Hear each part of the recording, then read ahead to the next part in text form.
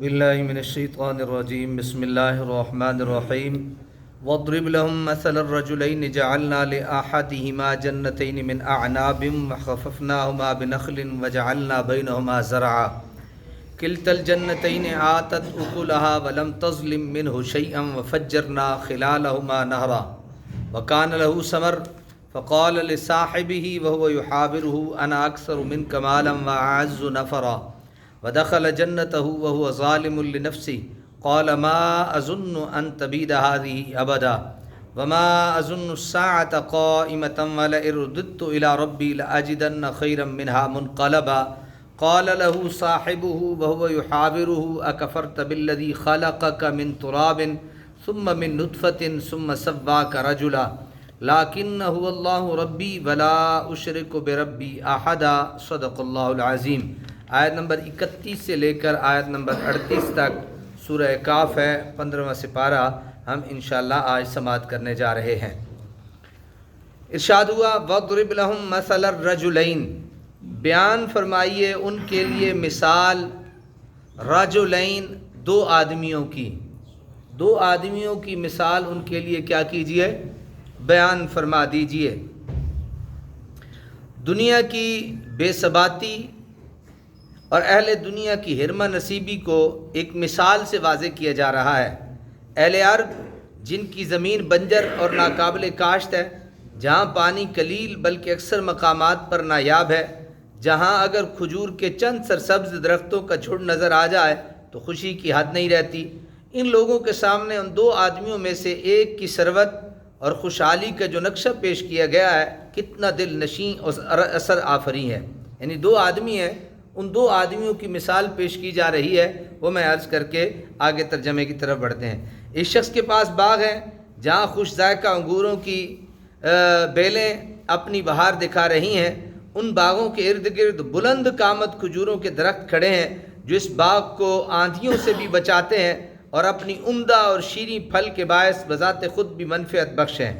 مزید برآں انگوروں کی بیلوں کی قطار میں جو جگہ بچ گئی ہے وہ بھی بیکار نہیں، بلکہ وہاں بھی کھیتی باڑی کی جاتی ہے اور کئی جنسیں کاشت ہوتی ہیں۔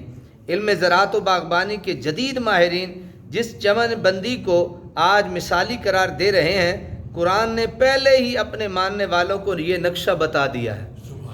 جو آج ہو رہا ہے 1400 سال پہلے اللہ تعالیٰ نے قرآن کے ذریعے سے انسانیت کو وہ باتیں بتا دی ہیں، میں عرض کروں گا اس کے بعد انشاءاللہ۔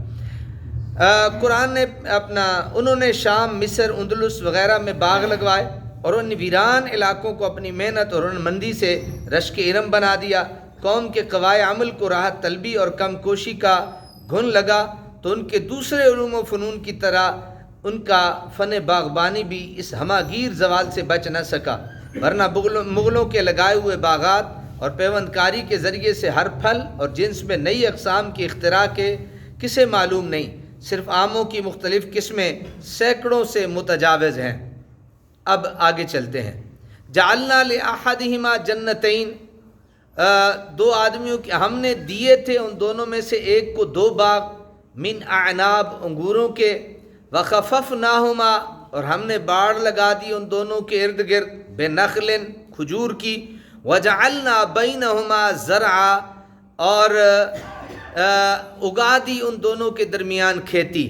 کلتا الجنتین، یہ دونوں باغ اپنے اپنے پھل لائے، آتت اکلہا اور نہ کم ہوئی، ولم تظلم منہ شیئا اور کوئی کچھ کم نہ ہوا، ان میں سے کوئی چیز کم نہ ہوئی، وفجرنا خلالہما نہرا اور ہم نے جاری کر دی ان کے درمیان نہریں، وکان لہ ثمر اور باغوں کے علاوہ اور پھل بھی اس کے اموال تھے، فقال لصاحبہ تو ایک روز اس نے اپنے ساتھی سے کہا، وَهُوَ يُحَاوِرُهُ أَنَا أَكْثَرُ مِنْكَ مَالًا وَأَعَزُّ نَفَرًا، اس نے اپنے ساتھی سے بحث مباحثہ کے دوران کہا کہ میں دولت کے لحاظ سے بھی تم سے زیادہ ہوں، وَدَخَلَ جَنَّتَهُ وَهُوَ ظَالِمٌ لِنَفْسِهِ اور نفری کے لحاظ سے بھی تم سے طاقتور ہوں، وَدَخَلَ جَنَّتَهُ وَهُوَ ظَالِمٌ لِنَفْسِهِ اور ایک دن وہ اپنے باغ میں گیا، کس حال میں؟ اس حال میں کہ قال ما اظن ان تبید هذه ابدا، اس حال میں کہ وہ اپنی جان پر کیا کرنے والا تھا؟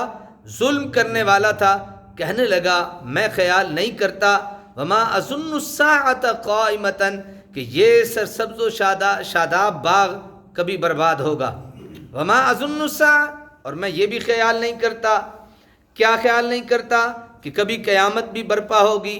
وَلَئِن رُدِدتُّ إِلَىٰ رَبِّي لَأَجِدَنَّ خَيْرًا مِّنْهَا مُنْقَلَبًا، اور بفرض محال اگر مجھے لوٹایا گیا اپنے رب کی طرف تو یقیناً میں پاؤں گا اس اللہ کی بارگاہ میں اس سے کیا پاؤں گا؟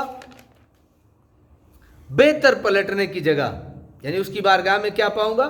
بہتر پلٹنے کی جگہ پاؤں گا.